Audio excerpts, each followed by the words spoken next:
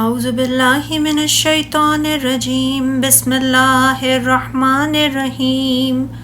لیسوا سواء من اہل الکتاب امۃ قائمۃ یتلون آیات اللہ آناء اللیل وہم یسجدون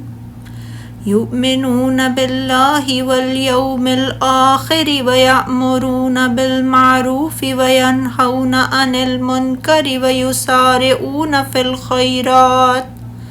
وأولئک من الصالحین وما یفعل من خیر فلن یکفرہ واللہ علیم بالمتقین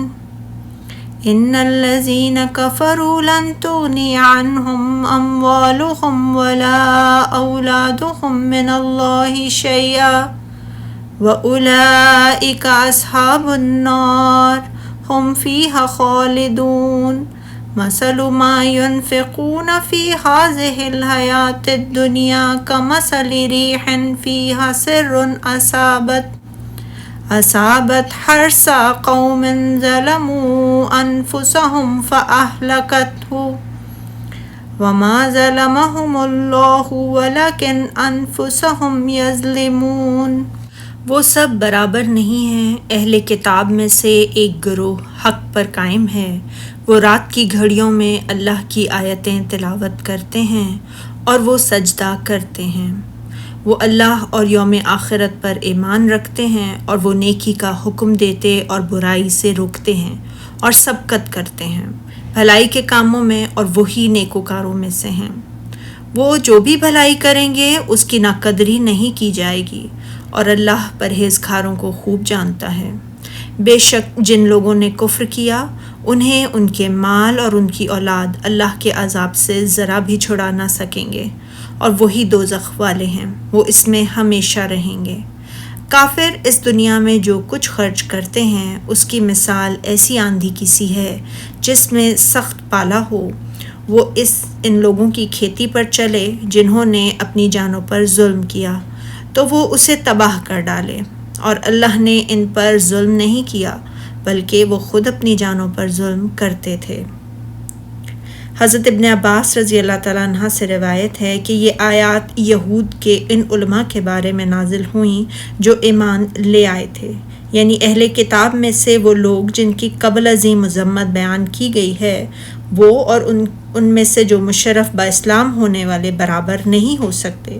کیونکہ ان میں سے مومن بھی ہیں اور مجرم بھی۔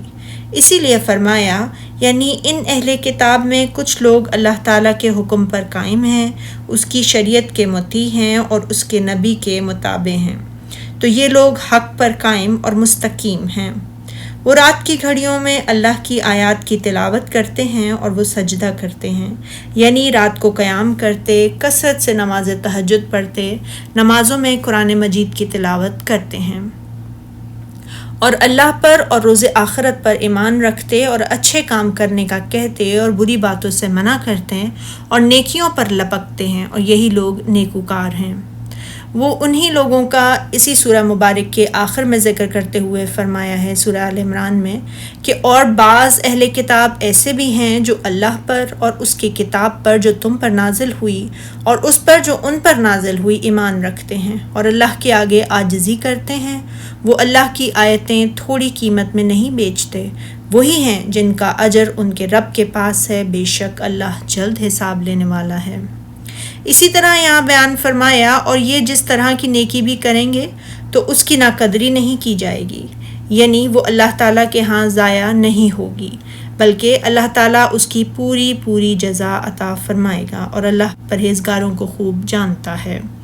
یعنی اس سے کسی بھی عمل کرنے والے کا عمل مخفی نہیں ہے اور نہ کسی اچھے عمل کرنے والے کے عمل کا اجر ضائع ہو سکتا ہے۔ پھر اللہ تعالیٰ نے کافروں اور مشرکوں کے بارے میں خبر دیتے ہوئے فرمایا یعنی جب اللہ تعالیٰ انہیں سزا دینے کا ارادہ فرمائے گا تو ان کے مال اور اولاد اللہ کی سزا یا اس کے عذاب کو ان سے ہرگز دور نہیں کر سکیں گے۔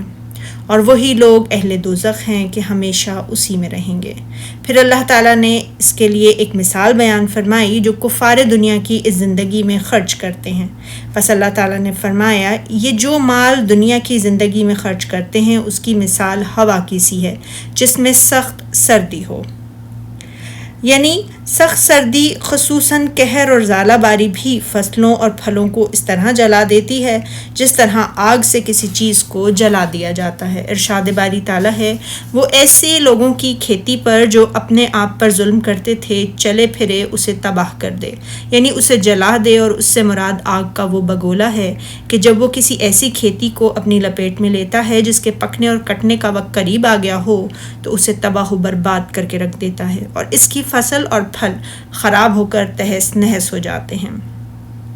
اور کھیتی کا مالک اپنے پھل اور فصل سے اس وقت محروم ہو جاتا ہے جب اسے اس کی بہت ضرورت تھی۔ اسی طرح اللہ تعالیٰ کافروں کے اعمال کے ثواب کو اسی دنیا ہی میں ختم کر دیتا ہے، جس طرح اس کھیتی کے پھل کو اس کے مالک کے گناہوں کی وجہ سے تباہ و برباد کر دیا ہے۔ اور اسی طرح یہ لوگ ہیں کہ جنہوں نے کسی اصل اور اساس کے بغیر ہی اپنے کاموں کی بنیاد رکھی ہے، اور اللہ ان پر کچھ ظلم نہیں کیا بلکہ یہ خود اپنے اوپر ظلم کر رہے ہیں۔ سبحانک اللہم و بحمدک اشہد ان لا الہ الا انت استغفرک و اتوب الیک۔